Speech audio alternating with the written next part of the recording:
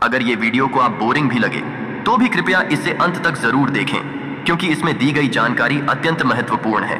साथ ही वीडियो की आवाज को ध्यान से सुनें। तो चलिए शुरू करते हैं। भगवान शिव ने एक समय देव मुनि नारद से संवाद करते हुए उन 3 गुणों का उल्लेख किया जिनके कारण औलाद अपने माता पिता को जीवन में अत्यंत दुख देती है। यह कथा उस समय की है जब नारद मुनि पृथ्वी लोक का भ्रमण कर भगवान शिव के पास कैलाश पर्वत पर पहुंचे थे। भगवान शिव ने नारद मुनि के आग्रह पर इस विषय पर गहनता से चर्चा की, जिससे नारद मुनि और समस्त श्रोताओं को यह ज्ञान प्राप्त हो सके कि किस प्रकार की संतानें अपने माता पिता के लिए कष्टदायक हो सकती हैं। भगवान शिव ने बताया कि संतान को अत्यधिक स्वतंत्रता देना एक गंभीर गलती है। यदि माता पिता अपने बच्चों को मनमानी करने की छूट देते हैं तो यह स्वतंत्रता उन्हें बिगाड़ देती है। भगवान शिव ने राजा रामसेन की कथा सुनाते हुए कहा कि किस प्रकार राजा की बेटी छाया को अत्यधिक स्वतंत्रता मिली थी, जिसके कारण उसका स्वभाव अहंकारी और असभ्य हो गया था। छाया को अपने रूप और राजकुमारी के दर्जे का अत्यधिक घमंड था, जिसके कारण वह अपने सामने किसी को भी महत्व नहीं देती थी। भगवान शिव ने बताया कि ऐसे गुणों के कारण संतान अपने माता पिता के लिए दुखदाई बन जाती है। छाया ने भी अपने माता पिता की शिक्षा और आदर्शों की उपेक्षा की, जिससे उसका स्वभाव कर्कश और दुष्ट हो गया था। भगवान शिव ने इस बात पर जोर दिया कि माता पिता को अपने बच्चों को अनुशासन में रखना चाहिए। यदि बच्चे गलत रास्ते पर जाते हैं तो माता पिता को उन्हें समझाना चाहिए और यदि आवश्यक हो तो उन्हें डांट फटकार भी लगानी चाहिए। अगर माता पिता बच्चों को समय पर सही मार्ग पर नहीं लाते तो बड़े होकर वह बच्चे अपने माता पिता के लिए कष्टकारी बन सकते हैं। भगवान शिव ने राजा रामसेन की कथा का उल्लेख करते हुए कहा कि किस प्रकार राजा ने अपनी बेटी छाया की दुष्टता का दंड उसे एक भिखारी से विवाह करा कर दिया। यह निर्णय कठोर था लेकिन आवश्यक था, क्योंकि छाया ने अपने अहंकार और असभ्यता से सभी राजकुमारों का अपमान किया था जो स्वयंवर में आए थे। जब छाया को एक भिखारी के साथ जीवन बिताने के लिए विवश किया गया तो उसे अपने किए पर गहरा पछतावा हुआ। भगवान शिव ने बताया कि यह पश्चाताप भी तब आता है जब संतान अपने कर्मों का फल भुगतने के लिए मजबूर हो जाती है। यह स्थिति तब आती है जब माता पिता बच्चों को समय पर सही मार्ग नहीं दिखाते। भगवान शिव ने कहा कि गर्व और अहंकार का अंत हमेशा विनाशकारी होता है। छाया का गर्व उसे एक ऐसे जीवन में ले गया जहां उसे अपने निर्णयों का पछतावा करना पड़ा। भगवान शिव ने इस कथा के माध्यम से यह सिखाया कि गर्व संतान को पतन की ओर ले जाता है और यह माता पिता का कर्तव्य है कि वे इसे प्रारंभ से ही रोकें। आइए अब सुनते ही वह कथा जो महादेव ने नारद मुनि को सुनाया। बहुत समय पहले की बात है। एक नगर में रामसेन नाम का राजा शासन करता था। वह अपने राज्य में न्यायप्रिय और प्रजा का हितैषी माना जाता था।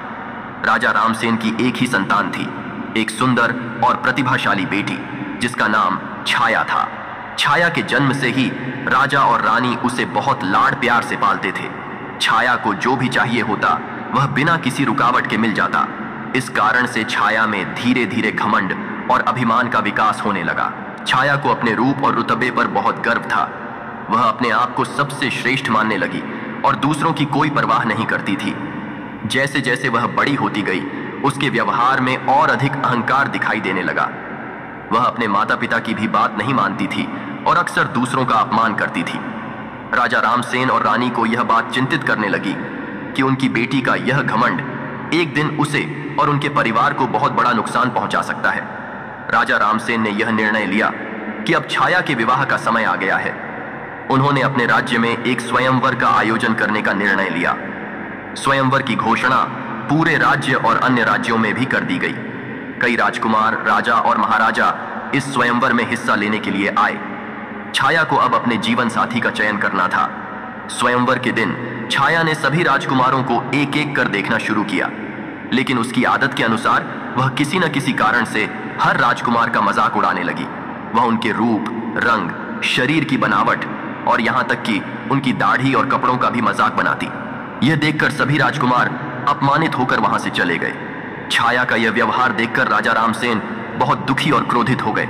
राजा रामसेन ने खुद को शांत किया और सभा में खड़े होकर कहा, मेरी बेटी छाया ने सभी राजकुमारों का अपमान किया है और इसने हमारे राज्य की मर्यादा को भंग किया है। इसलिए मैं यह निर्णय करता हूं कि इसका विवाह किसी राजकुमार से नहीं बल्कि किसी साधारण व्यक्ति से होगा जो रोजी रोटी के लिए भीख मांगता हो। यह उसके लिए सजा होगी ताकि उसे अपने की पर पछतावा हो। राजा के इस कठोर निर्णय से सभी उपस्थित राजकुमार और महाराजा सहमत हो गए। एक भिखारी जो उस समय दरबार के पास से गुजर रहा था, उसे राजा के दरबार में बुलाया गया। भिखारी की हालत बहुत दयनीय थी, लेकिन राजा ने उसे छाया का पति चुन लिया। राजा ने भरी सभा में घोषणा की, यह भिखारी अब मेरी बेटी का पति होगा और यह इसी के साथ अपना जीवन बिताएगी। छाया, जो अब तक अपने घमंड में डूबी हुई थी, अपने पिता के इस फैसले से स्तब्ध रह गई। उसने विरोध करने की कोशिश की, लेकिन राजा ने अपना फैसला नहीं बदला। मजबूरी में छाया को उस भिखारी के साथ जाना पड़ा। भिखारी उसे लेकर एक जंगल में चला गया, जहां उसकी एक छोटी सी कुटिया थी। वहां छाया को समझ में आने लगा कि उसके घमंड और अभिमान ने उसे इस स्थिति में पहुंचाया है। राजा रामसेन का यह कठोर निर्णय उनकी बेटी के लिए एक महत्वपूर्ण सीख थी।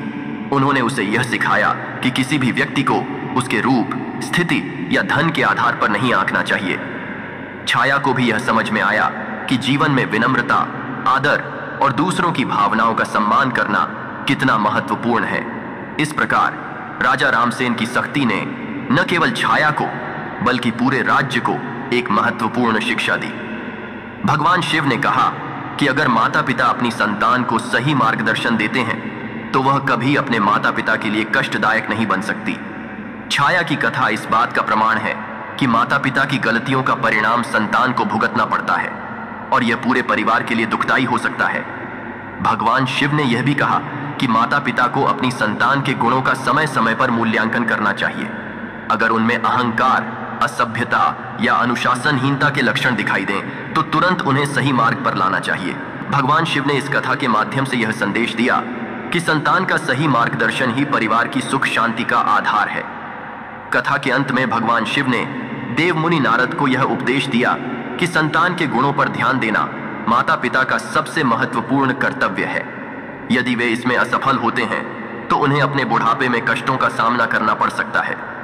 भगवान शिव का यह उपदेश आज भी हर परिवार के लिए एक मार्गदर्शक के रूप में मान्य है। मित्रों, आशा करता हूं कि आपको यह वीडियो पसंद आया होगा और इससे आपको कुछ नई और महत्वपूर्ण जानकारियां मिली होंगी। अगर आपको यह वीडियो अच्छा लगा तो इसे लाइक करें और अपने दोस्तों और परिवार के साथ शेयर करें।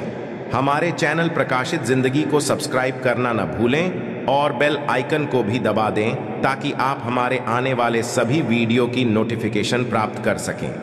अगर आपके पास कोई सवाल या सुझाव हैं तो कृपया कमेंट बॉक्स में लिखें। हम आपके सभी सवालों का जवाब देने का प्रयास करेंगे।